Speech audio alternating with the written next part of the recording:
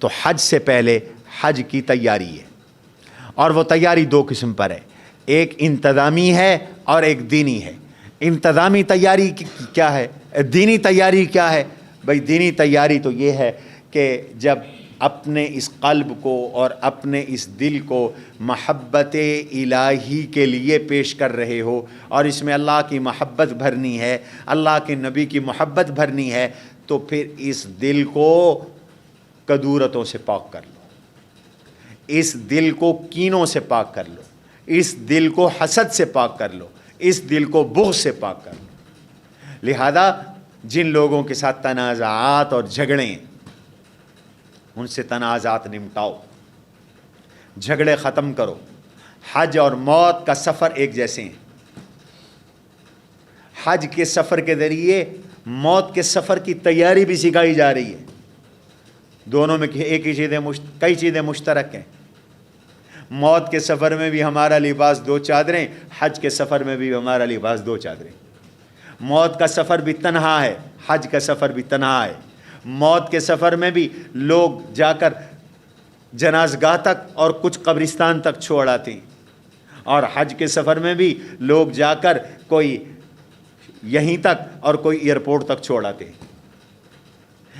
جس طرح تم نے مرنا ہے اسی طرح حج کرنا ہے، لہذا مرنے سے پہلے بھی اپنے معاملات صاف کر کے آدمی مرے۔ یہ نہیں کہ اعلان ہوتے پھریں کہ کسی نے قرضہ لینا ہو تو وہ رسا کی طرف سے اعلان ہے، اور پھر جب وہ قرضہ مانگنے کے لیے آئیں تو کہتے ہیں ہمارے پاس کچھ نہیں، اور آدمی اس کا خود ذمہ دار بنتا ہے۔ تو حج پہ جانے سے پہلے اپنے حقوق ادا کرے، معاف کروائے، تنازعات کو نمٹائے، اپنے صلہ رحمی کا عمل کرے۔ آج کروڑوں روپے خرچ کر دینا آسان ہے، لیکن ٹوٹے رشتوں کو جوڑنا مشکل ہے۔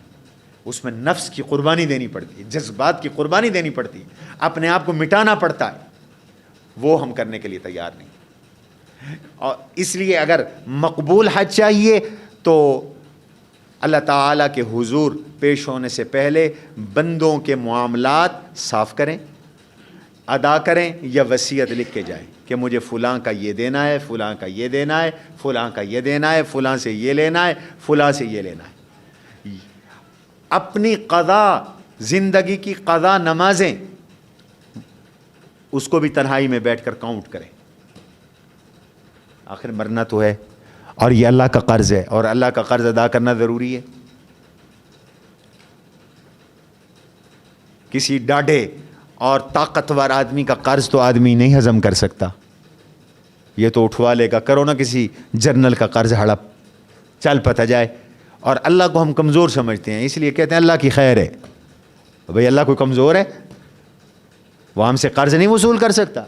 نماز، روزہ، یہ اللہ کا قرض ہے، اور ان کا ادراک کرنا چاہیے کہ میرے بالغ ہونے کے بعد اب تک میری کتنی نمازیں رہتی ہیں، میرے کتنے روزے قضا ہوئے، ان کو لکھنا چاہیے۔ اور اس عالم کے ساتھ کہ وہاں جا رہا ہوں، بالکل میں فری ہوں گا، کوشش کروں گا کہ میں وہ نمازیں قضا کروں گا، ہمت ہوئی تو روزے قضا کروں گا، ورنہ جب مجھے موقع ملے گا میں قضا کروں گا۔ اپنے قرض کا احساس تو ہو، پتہ تو، اور وہاں قضا کا بڑا موقع ملتا ہے، آدمی فارغ ہوتا ہے، وہاں آپ نے کوئی اور کام تو نہیں کرنا سوائے عبادت کے۔ انتظامی طور پر یہ جو چیزیں میں پروجیکٹر پر نشاندہی کی جا رہی ہیں، ذرا ان کو دیکھیں۔ یہ بیگ آپ کے ایک ہینڈ بیگ ہونا چاہیے، اس ہینڈ بیگ کے اندر آپ کا جو ہینڈ کیری ہوتا ہے اس میں 7 kg اصولی طور پر وزن کی اجازت ہوتی ہے بین الاقوامی قانون کے مطابق، اور ایک خاص سائز ہوتا ہے بیگ کا، بریف کیس کا، اس سے بڑا نہیں ہونا چاہیے۔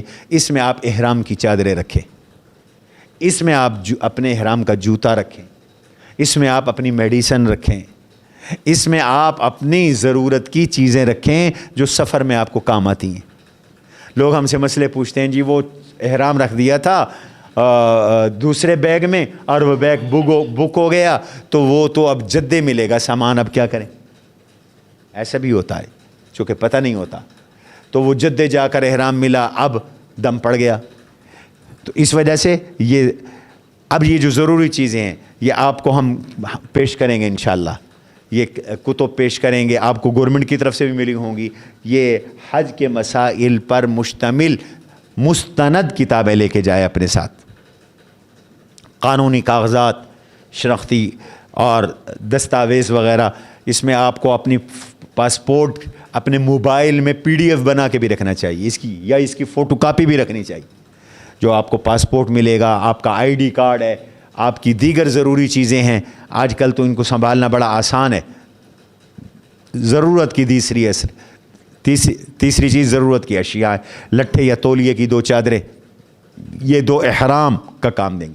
قد عظمت فللأمجاد بانيها ومن يسعى إلى العليا بما فيها ويبني